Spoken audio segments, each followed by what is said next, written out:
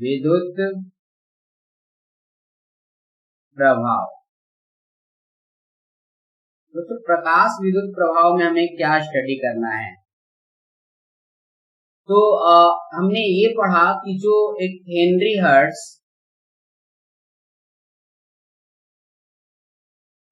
एक साइंटिस्ट थे, उन्होंने क्या किया बच्चों, उन्होंने एक एक्सपेरिमेंट किया और इस एक्सपेरिमेंट में उन्होंने एक ओपन सर्किट बनाया, खुला सर्किट था बच्चों। और इस ओपन सर्किट में जो कैथोड है, कैथोड नेगेटिव, ये हो गया बच्चों एनोड पॉजिटिव, नेगेटिव टर्मिनल। तो बच्चों इस कैथोड पर इलेक्ट्रोमैग्नेटिक रेडिएशन का बमबार्ड किया, ध्यान रखना। मतलब इन्होंने यहाँ पर इलेक्ट्रोमैग्नेटिक रेडिएशन डाला। जब इलेक्ट्रोमैग्नेटिक रेडिएशन, ये सर्किट कंप्लीट हो गया। ये सर्किट क्यों कंप्लीट हुआ? क्योंकि इलेक्ट्रॉन रिलीज हुआ है और इलेक्ट्रॉन रिलीज होने के कारण ये एनोड पर गया है और ये कंप्लीट सर्किट हो गया है। तो बच्चों हमने क्या पढ़ा कि इलेक्ट्रोमैग्नेटिक रेडिएशन किसी भी मेटल से इलेक्ट्रॉन को इजेक्ट कर सकता है, इलेक्ट्रॉन बाहर निकाल सकता है किसी मेटल से, लेकिन ये डिपेंड करता है कि वो किस टाइप का मेटल है। यानी पहला पॉइंट क्या बच्चों, नेचर ऑफ मटेरियल।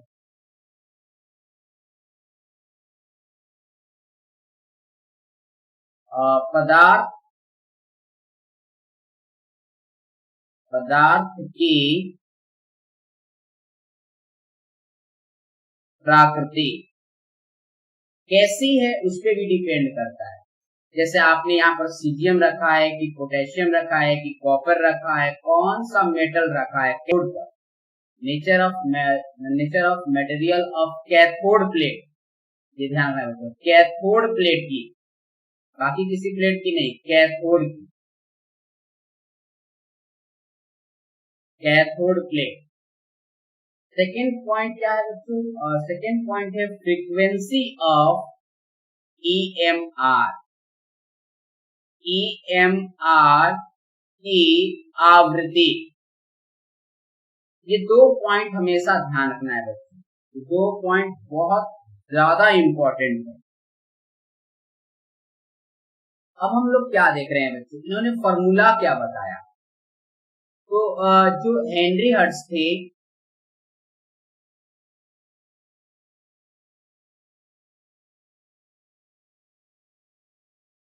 इन्होंने जो फॉर्मूला दिया था बच्चों, वो सही से इसको एक्सप्लेन नहीं कर पाए थे। ये जब इलेक्ट्रॉन निकलता है तो कैसे बाहर निकलता है, क्या है इसका प्रोसीजर, वो सही से एक्सप्लेन नहीं कर पाए। इसको सही से एक्सप्लेन किया किसने? इसको सही से एक्सप्लेन किया एल्बर्ट आइंस्टीन ने। एल्बर्ट आइंस्टीन ने क्या किया बच्चों? एल्बर्ट आइंस्टीन ने यहाँ पर एक्सप्लेन किया और बताया कि कैसे किसी भी मेटल से इलेक्ट्रॉन निकलते हैं। उन्होंने क्या किया बच्चों, अज्यूम किया कि इस मेटल से इलेक्ट्रॉन क्यों बाहर निकल रहा है, क्या रीजन है। तो ये मेटल से इलेक्ट्रॉन तभी बाहर निकल सकता है जब इलेक्ट्रोमैग्नेटिक रेडिएशन के एनर्जी यानी एनर्जी एब्जॉर्ब किया जाए। तो हम एक एटम पर चले जाते हैं बच्चों, एटम को समझते हैं। ये मेटल किससे बना हुआ है? एटम से बना हुआ है। मैंने एटम का यहाँ पर ले लिया न्यूक्लियस, और इसके चारों तरफ क्या होते हैं बच्चों? इलेक्ट्रॉन्स होते हैं, और ये एटम से ही तो मिलकर बनता है। उन्होंने क्या बोला? उन्होंने बोला कि ये जो मेटल से ये इलेक्ट्रोमैग्नेटिक रेडिएशन सबसे पहले मेटल के एटम पर जाता है, मेटल के एटम पर। जब ये इलेक्ट्रोमैग्नेटिक रेडिएशन जब एटम पर जाते हैं तो ये जो इलेक्ट्रॉन होते हैं बच्चों, ये इलेक्ट्रॉन एनर्जी एब्जॉर्ब करते हैं, क्योंकि इलेक्ट्रोमैग्नेटिक रेडिएशन क्या होता है? एनर्जी होता है, ऊर्जा होता है। और ये ऊर्जा का ग्रहण कौन करता है बच्चों? इलेक्ट्रॉन करता है, तो ये एब्जॉर्ब कर लेता है, अवशोषण कर लेता है। समझ में आया? तो एब्जॉर्ब करने के बाद क्या होता है, जब ये एब्जॉर्ब करेगा तो ये क्या करता है, ये अपने ऑर्बिट से छलांग लगा देता है, जंप लगा देता है, और जंप लगाकर ये नेक्स्ट आउटर ऑर्बिट पर चला जाता है। इनर पर नहीं जाएगा, आउटर पर जाएगा। तो ये आउटर ऑर्बिट पर चला जाता है, यहां पर आ जाता है। मान लो बच्चों इसने बहुत ज्यादा एनर्जी ले लिया है, तो क्या होगा, बहुत ज्यादा एनर्जी ले लिया है तो ये इलेक्ट्रॉन आउटर से भी बाहर चला जाएगा। और आउटर से बाहर जाने का मतलब क्या हुआ बच्चों, आउटर से बाहर जाने का मतलब हुआ ये मेटल के सरफेस पर आ जाएगा।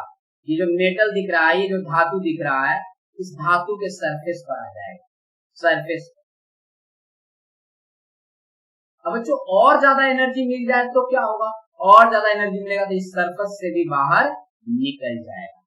तो जैसे मान लीजिए आप लोग रूम में हैं, आप सभी लोग रूम में हैं, और इस रूम में मान लीजिए कोई एक इलेक्ट्रॉन है, तो उसको एनर्जी मिलेगा तो क्या होगा, वो दरवाजे की तरफ भागेगा। तो जितना एनर्जी मिलेगा, मान लीजिए उसे एनर्जी मिला कि दरवाजे तक ही आकर रुक जाएगा, तो यहीं पर रुक जाएगा। और ज्यादा एनर्जी मिलेगा तो क्या हो जाएगा, इससे बाहर निकल जाएगा। तो सेम टू सेम इलेक्ट्रॉन का है। इलेक्ट्रॉन को जितना एनर्जी मिलेगा बाहर से इलेक्ट्रोमैग्नेटिक रेडिएशन से, उतना ही ये बाहर जाएगा।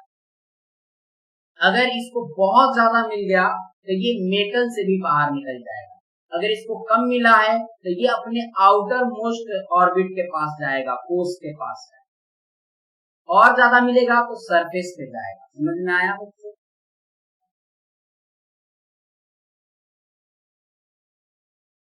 क्लियर?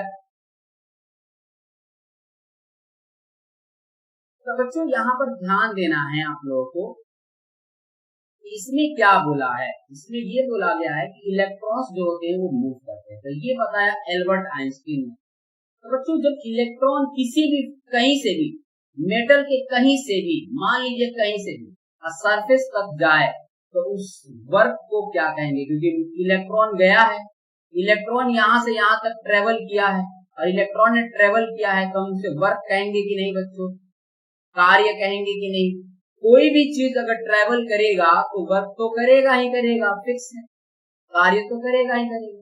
तो इलेक्ट्रॉन इस इनर बॉडी से, इनर बॉडी के कहीं से भी, यहां से इलेक्ट्रॉन, यहां से इलेक्ट्रॉन, यहां से इलेक्ट्रॉन सरफेस तक गया। तो बच्चों जब सरफेस तक जाता है तो उसे क्या कहते हैं, उसे कहते हैं वर्क फंक्शन। वर्क फंक्शन, कार्य फलन। तो बच्चों क्या होता है वर्क फंक्शन? तो वर्क फंक्शन क्या होता है बच्चों? It is a type of energy where electron goes on the surface of metal. बच्चों ये इलेक्ट्रॉन केवल कहां पर जाएगा, ये इलेक्ट्रॉन केवल मेटल के सरफेस तक ही जाएगा, उससे बाहर नहीं निकलेगा। तो वर्क फंक्शन में क्या होता है, वर्क फंक्शन में इलेक्ट्रॉन केवल सरफेस तक जाते हैं, केवल सरफेस तक, ध्यान रखना है, केवल सरफेस तक, उसे हम लोग वर्क फंक्शन कहते हैं। इसका सिंबल क्या होता है? इसका सिंबल होता है पाई। ये हमने लिख के बीच में से काट दिया तो इसे हम पाई कहते हैं, पाई।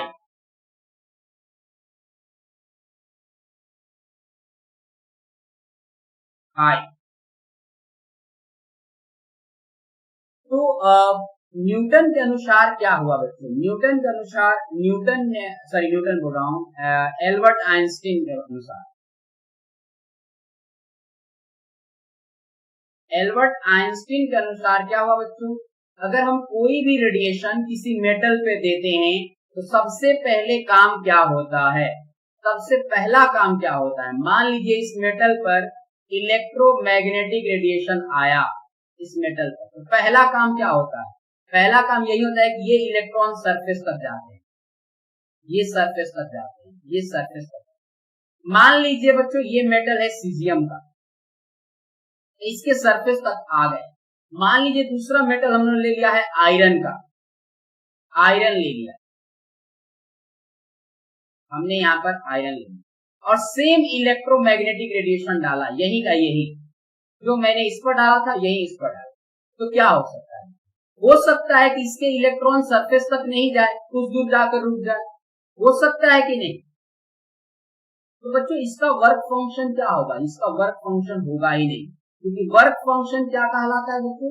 वर्क फंक्शन कहलाता है जब इलेक्ट्रॉन सरफेस तक चले जाए। जीरो वेलोसिटी, जीरो वेलोसिटी का मतलब क्या होता है? जीरो वेलोसिटी का मतलब होता है बच्चों कि ये मेटल से बाहर ना निकले। ध्यान रखना है, तो ये इलेक्ट्रॉन सरफेस तक जाएगा लेकिन बाहर नहीं निकलेगा। इसे हम वर्क फंक्शन कहते हैं, कार्य फलन कहते हैं, कार्य फलन। दिमाग में बैठ गया बच्चों? तो पहला, इलेक्ट्रोमैग्नेटिक रेडिएशन का एनर्जी कहां पर खर्च हो जाता है? सरफेस तक आने पर। मान लीजिए बच्चों कि 90% एनर्जी यहां पर खर्च हो गया, तो बाकी अभी कितना परसेंट है? 10%। तो 10% एनर्जी से क्या होगा बच्चों? 10% एनर्जी से अब ये इलेक्ट्रॉन रिजेक्ट हो जाएगा, मूव करेगा, बाहर निकलेगा इलेक्ट्रॉन। समझ में आया बच्चों? तो ये जो इलेक्ट्रोमैग्नेटिक रेडिएशन की एनर्जी है, ईएमआर की जो एनर्जी है, वो कितने पार्ट्स में डिवाइड होता है? दो पार्ट्स में डिवाइड होता है। पहला वर्क फंक्शन में, वर्क फंक्शन में, वर्क फंक्शन मतलब कार्य फलन में। अगर बाकी रह गया, कुछ इसकी एनर्जी बाकी रह गई, तो फिर वो इलेक्ट्रॉन को बाहर निकालेगा, और जब इलेक्ट्रॉन बाहर निकलेगा, मूव करेगा, तो इसे कौन सी एनर्जी कहते हैं बच्चों? इलेक्ट्रॉन मूव करेगा तो इसे बोलेंगे काइनेटिक एनर्जी, गतिज ऊर्जा। अगर मैं आपसे पूछूं कि आइंस्टीन ने क्या बोला था, इलेक्ट्रोमैग्नेटिक रेडिएशन की एनर्जी कितने पार्ट्स में डिवाइड होती है? तो इलेक्ट्रोमैग्नेटिक रेडिएशन की एनर्जी दो पार्ट्स में डिवाइड होती है। पहला पार्ट होता है वर्क फंक्शन, जब इलेक्ट्रॉन किसी मेटल के सरफेस तक जाए, और दूसरा होता है बच्चों काइनेटिक एनर्जी। ये बाद में होता है, काइनेटिक एनर्जी बाद में होता है। अगर इलेक्ट्रॉन सरफेस तक नहीं जाए तो काइनेटिक एनर्जी नहीं होगा। ध्यान रखना बच्चों, सरफेस तक नहीं जाए तो काइनेटिक एनर्जी नहीं होगा। समझ में आया? अब बच्चों इसका फॉर्मूला क्या होता है इलेक्ट्रोमैग्नेटिक रेडिएशन का? मान लीजिए यहाँ पर कोई रे आ रही है, उस रे का नाम है अल्ट्रावायलेट रे, यूवी रे। तो फिर इसका फॉर्मूला क्या होगा एनर्जी का? तो बच्चों एक मैक्स प्लांक करके साइंटिस्ट है, जिनके बारे में अभी हम लोग पढ़ेंगे, मैं पढ़ाऊंगा।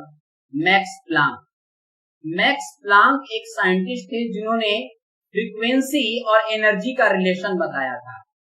जो एनर्जी होती है वो डायरेक्टली प्रोपोर्शनल होती है फ्रीक्वेंसी की, समानुपाती होती है। ऊर्जा जो होती है वो आवृत्ति के समानुपाती होती है, और इक्वल किसके होती है बच्चों? प्लांक कांस्टेंट के, एज होती है। और ये एज किसने दिया है? मैक्स प्लांक ने दिया है, इसीलिए हम इसे प्लांक कांस्टेंट कहते हैं। एज को क्या कहते हैं? एज को प्लांक कांस्टेंट कहा जाता है, प्लांक कांस्टेंट। इसके बारे में पढ़ेंगे हम लोग कि एज प्लांक कांस्टेंट की वैल्यू कितनी होती है, प्लांक कांस्टेंट की वैल्यू कितनी होती है, इसके बारे में हम लोग स्टडी करेंगे। समझ में आया बच्चों? तो उन्होंने क्या बताया बच्चों? एनर्जी इज इक्वल टू क्या होता है? H new. तो हमने यहाँ पर एनर्जी, ये जो एनर्जी किसका है बच्चों? इलेक्ट्रोमैग्नेटिक रेडिएशन का, वैद्युत चुंबक के विकिरण की ऊर्जा है। ये वर्क फंक्शन का सिंबल क्या होता है? Phi plus. काइनेटिक एनर्जी का सिंबल क्या होता है बच्चों? के ई। यही होता है ना, काइनेटिक एनर्जी का सिंबल क्या होता है? के ई होता है। तो बच्चों इसका फॉर्मूला क्या हो जाएगा? इसका फॉर्मूला हो जाएगा एच न्यू। एच क्या होता है? Planck constant. न्यू क्या है बच्चों? New frequency of EMR, frequency of EMR, ध्यान रखना है बच्चों न्यू को। उसके बाद इक्वल टू पाई का फॉर्मूला क्या होगा बच्चों?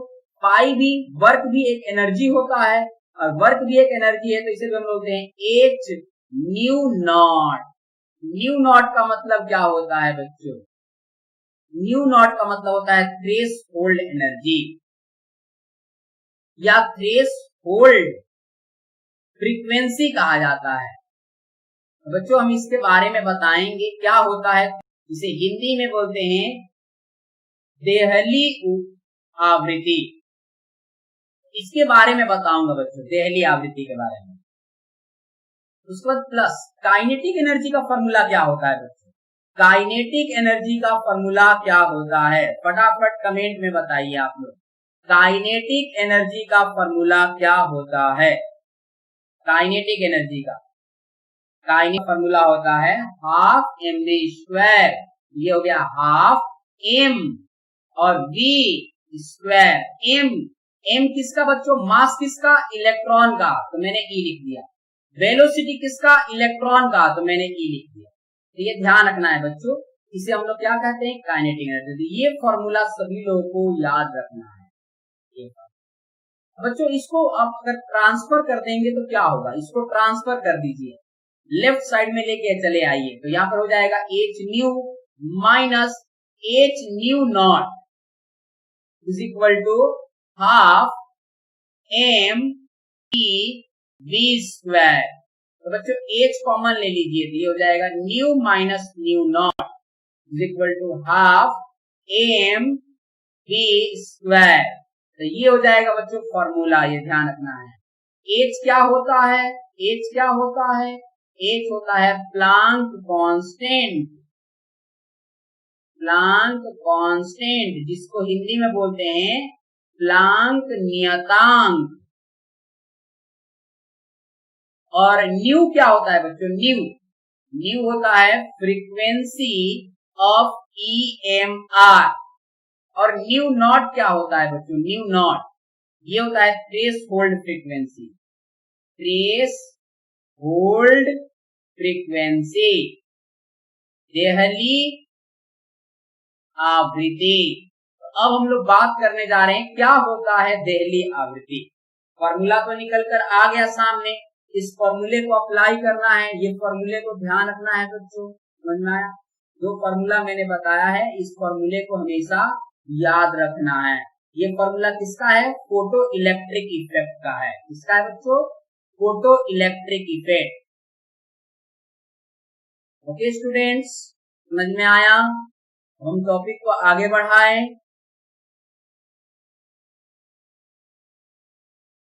स्टूडेंट्स बहुत बढ़िया। तो अब हम लोग नेक्स्ट टॉपिक की तरफ चल रहे हैं, ट्रेस होल्ड फ्रीक्वेंसी। क्या होता है trace hold frequency, trace hold frequency जिसे हिंदी में बोलते हैं देहली आवृत्ति, जिसका सिंबल होता है न्यू नॉट होता है। तो बच्चों एक बात नाम से ही मालूम चल रहा है, ट्रेस होल्ड फ्रीक्वेंसी का मतलब क्या होता है, ऐसी फ्रीक्वेंसी जिस पर इलेक्ट्रॉन सरफेस तक जाए, काइनेटिक एनर्जी जीरो। जैसे बच्चों ये इलेक्ट्रॉन है, हमने कोई एक इलेक्ट्रोमैग्नेटिक रेडिएशन डाला और इसके पास इतना ही एनर्जी है, इतना ही फ्रीक्वेंसी है कि ये इलेक्ट्रॉन केवल सरफेस तक जा सकता है, बस सरफेस तक ही जा सकता है, उसके आगे नहीं जा सकता। तो कोई ऐसा रेडिएशन जिसके फ्रीक्वेंसी से इलेक्ट्रॉन केस तक जाए और काइनेटिक एनर्जी जीरो हो, तो उस फ्रीक्वेंसी को क्या कहेंगे बच्चों, उस फ्रीक्वेंसी को कहेंगे ट्रेस होल्ड फ्रीक्वेंसी। समझ में आया। कोई ऐसा रेडिएशन जिसकी फ्रीक्वेंसी से इलेक्ट्रॉन केवल मेटल के सरफेस तक ही जाए, केवल सरफेस तक, तो उस इलेक्ट्रोमैग्नेटिक रेडिएशन के फ्रीक्वेंसी को क्या कहा जाएगा, उस फ्रीक्वेंसी को कहा जाएगा ट्रेस होल्ड फ्रीक्वेंसी, देहली आवृत्ति। हिंदी में बच्चों किसी भी वैद्युत चुंबकीय विकिरण की वह आवृत्ति जिससे कोई भी इलेक्ट्रॉन केवल मेटल के सतह तक जाए, केवल सतह तक, जहां पर काइनेटिक एनर्जी जीरो हो, मतलब इलेक्ट्रॉन बाहर ना निकले, तो उस आवृत्ति को क्या कहेंगे, देहली आवृत्ति कहा जाएगा। गॉट इट, क्लियर बच्चों। ट्रेस होल्ड फ्रीक्वेंसी क्या होता है, समझ में आया।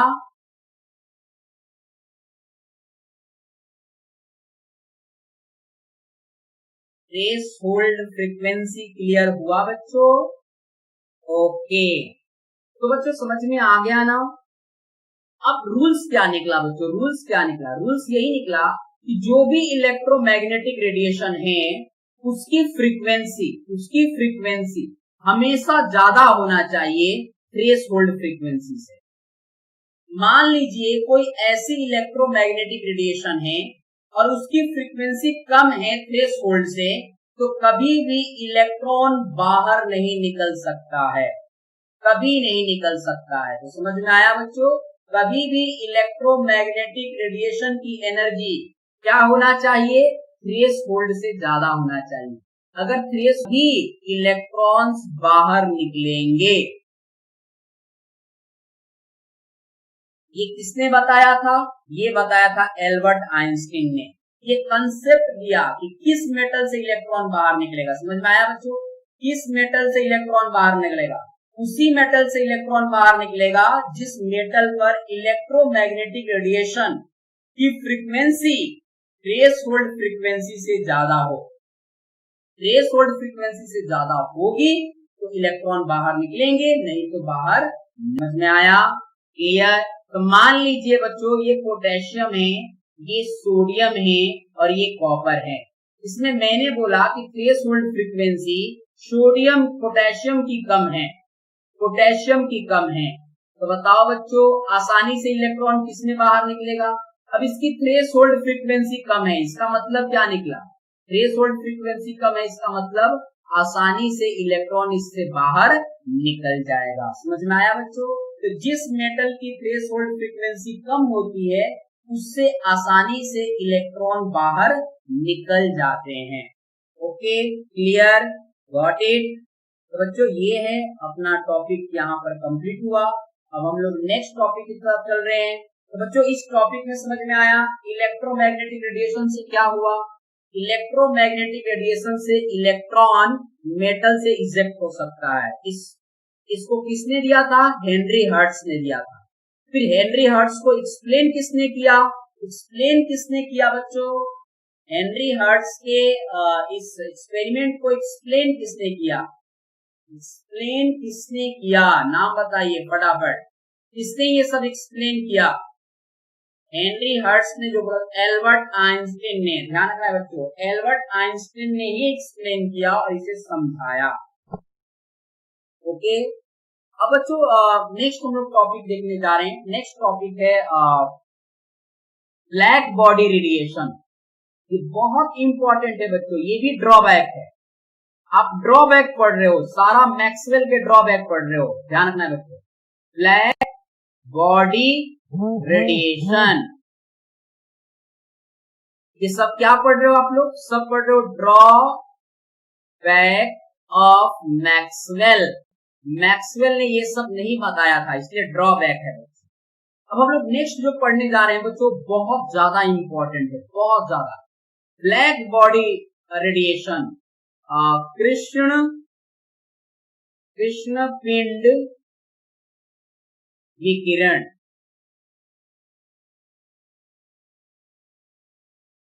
तो बच्चों इसके बारे में थोड़ा समझिए, आप क्या कहना चाहता है। जैसे हम लोग सिंपल सा है बच्चों, बहुत सिंपल सा। मान लीजिए आप किसी चीज को बर्न करते हैं, किसी चीज, कोई भी बॉडी को बर्न करते हैं, कैसा भी बॉडी मतलब लिविंग थिंग मत लेना आप लोग, कोई भी